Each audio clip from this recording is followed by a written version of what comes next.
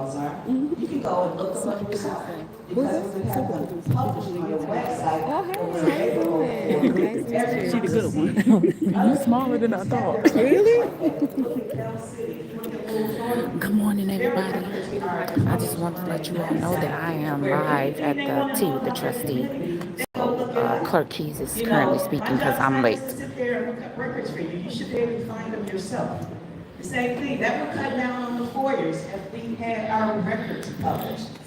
But unfortunately, they're not. And that is my goal. Unfortunately, I couldn't get it done for the past 3.5 years, but there were a lot of obstacles that prevented me from doing that. But it didn't stop me because I continued to work on it. Continuing to work on it. And we've gotten to a great spot right now, but we're not where we want to be. We're not where we want to be. We don't have a website, so I can't put it locally on the website, but the trustees are working on changing that. There are so many things that have been broken that we are trying to fix. And I have to give a shout out to all my fellow trustees. And I think it's only one here. Trustee Brown, I don't know where she is. But I'm going to tell you guys, and I'm going back and forth, but this is the most amazing team. I am so proud to work with these trustees. They are all intelligent in their own fields. They're very good. I have not seen the board, and I've lived here for 33 years. I've raised my children here. I have not seen the board. It's great. Everybody brings a piece of knowledge. Everybody don't know everything, right? So you need a team of people. One person can't control everything. The president needs people to guide him. Other mayors, everybody need a team of people who can help guide them to make the best possible decisions that they need to make things successful. You guys are important to us. We need your input to help tell us what we need to do to keep this community strong and to help rebuild it. And we're going to be calling on you all soon because we need your support. One of the ordinances of our community is that we're supposed to have a list of committees where each trustee is responsible for a committee, like our finance committee, housing committee, youth committee. Right now, those committees are non-existing because we're not being moved forward. We're not being allowed to move forward. You saw some people come in over finance that didn't even know how to read numbers. So how are you going to tell us that we have financial, So, not to be critical of anybody, but I'm just being realistic, and I have to tell you the truth. You can't always try to sugarcoat things. You got to tell the truth, And so we cannot be successful if we're not having these committees that, look, we can't do everything in a board meeting. Everything shouldn't be settled in a board meeting. That's why you have committees. And those committees are available for you as residents to come and share your ideas, what you want to see happen, and you give it to that committee person, leader of that committee, and you sit at the table and you make those decisions because your opinion matters. We are all invested in this community. How many of you are all homeowners? That's an investment. And you want to know that your investment is sound, right?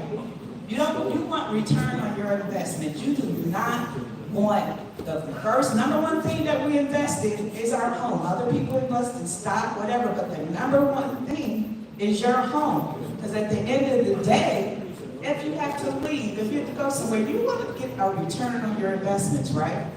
So it's important that your community maintains its vital existence, that it prospers, that it grows, and that your home grows with the community. And that talks about the economic development that Colonel Hartwell's talked about. That talks about why it's so important to have things here to make this community attractive to other people. We want people to want to move to Dalton. 33 years ago, I was excited to move to Dalton because I was able to get my kids a good, free education.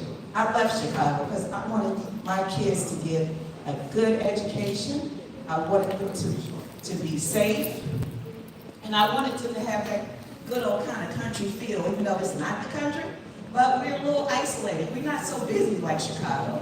And this town is a small little town that everybody thrived to come to. I can remember through the school systems, People used to sneak and come to our schools, and the schools had to monitor and make sure the children that were going to our schools actually lived in the community.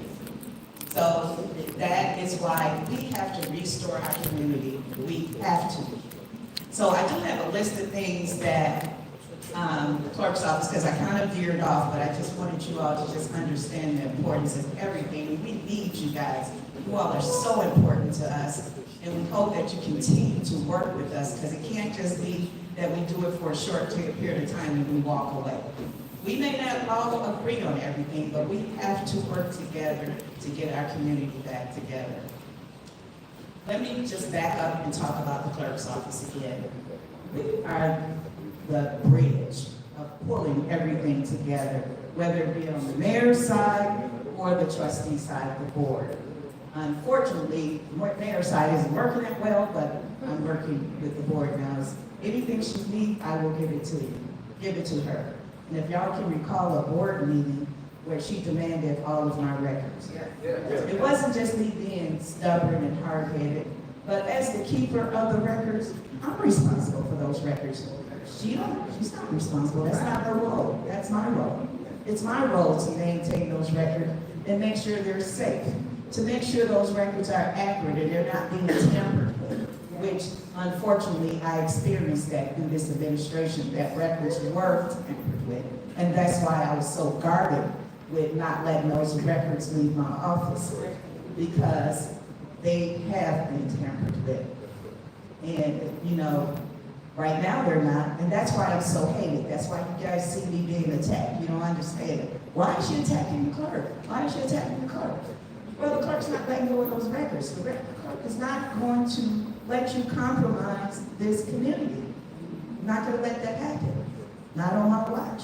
Hopefully, if I don't make it, the next clerk will do the same thing. But as long as I'm here, I take great pride in those records being correctly in order and being maintained as they should be.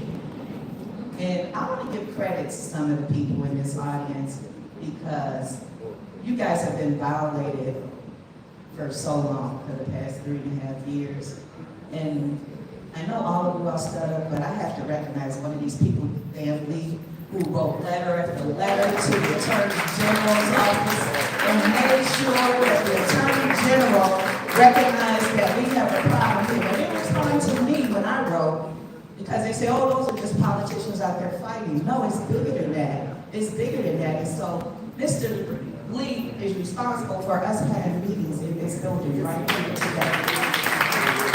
To other residents, I don't remember who those individuals are, but I know who he is, because he stands very firm on what he believes in. So you can't forget who he is, because he's very solid, and he fights a good fight as well.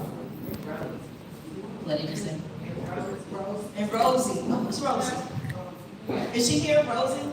Okay, but I do call the name Rosie because those reports come to my office, so I know when someone is challenging the Attorney General.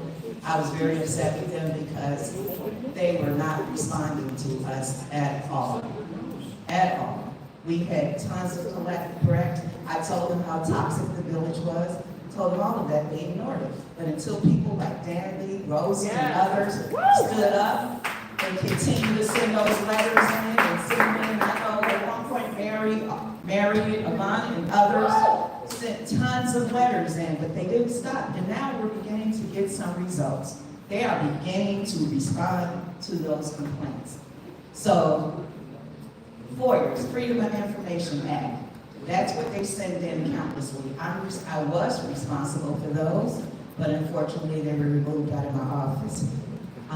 Hopefully we'll get that all back in order again. But I do still reply to things that pertains to what I do. So if you send a Freedom of Information request in and you want to know, I need to know of the ordinance of this particular law, I'm still responsible for that. So even though that is not totally managed in my office, there are still things that I'm responsible for replying to. Minutes. I have to sit and record minutes. And you know, Someone think I should write word for word, but if you guys didn't forget, some meetings are like 4.5 hours. There's no way I'm gonna sit and write a 20-page minute report for unnecessary stuff being talked about. I'm just gonna capture those key things, but that has become a huge job during this administration. You know why? Because we are charged with having 24 meetings a year, one regular meeting and a community of the whole meeting, which unfortunately we're not having right now because they were taken off the calendar. So in addition to those meetings, then you got all these special meetings that are not planned for, that are not scheduled, but the board have to call special meetings to get their items put on the agenda because they were not being put on the regular agenda. I'm gonna come back with some interviews maybe.